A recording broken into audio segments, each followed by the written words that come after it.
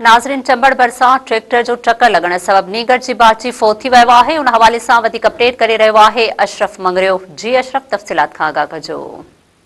जी तारा बिल्कुल पाई नाज़रीन के कीमती अफ़सोसनाक वाक़े का आगाह कंदो हलां। चंबड़ वेझो ट्रैक्टर जे टक्कर में 10 वरनि जो नीगर जेको आहे चिपाक जी फोत थी वियो। लाश चंबड़ अस्पताल मुंतक़िल कयो वियो आहे। चंबड़ जे ॻोठ बहादुर जलबाणी में तेज़ रफ़्तार ट्रैक्टर जे टक्कर में 10 वरनि जो नीगर आहे। वारस अली पुट सजाद जलबाणी मौके ते फोत थी वियो आहे। चंबड़ फोती नीगर जो लाश चंबड़ अस्पताल मुंतक़िल कयो वियो, जितां फोती जे घर खबर पवण ते कोराम मची वियो। अमर के बेहोशी जा दौरा पइजी विया आहिनि। चंबड़ फोती नीगर घर ॿाहिरां रांदि खेॾे रहियो हो त ट्रैक्टर जे टक्कर लॻण सबब जेको नीगर जेको आहे चिपाक जी मौके ते फोत थी वियो। चंबड़ फोती नीगर जो लाश ज़रूरी कार्रवाई बाद वासन हवाले कयो आहे। जॾहिं लाश घर पहुचण ते अमर के बेहोशी जा दौरा पइजी विया आहिनि। हीउ जेको मासूम नीगर आहे ट्रैक्टर जे टक्कर में 10 वरनि जो नीगर जेको आहे वारस पुट जेको आहे 10 वरनि जो नीगर वारस पुट सजाद जलबाणी जेको आहे उहो ज़िंदगी जंग हाराए वेठो आहे। नीगर जेको फोत थी वियो आहे। जी तारा अशरफ, अवां जी मेहरबानी।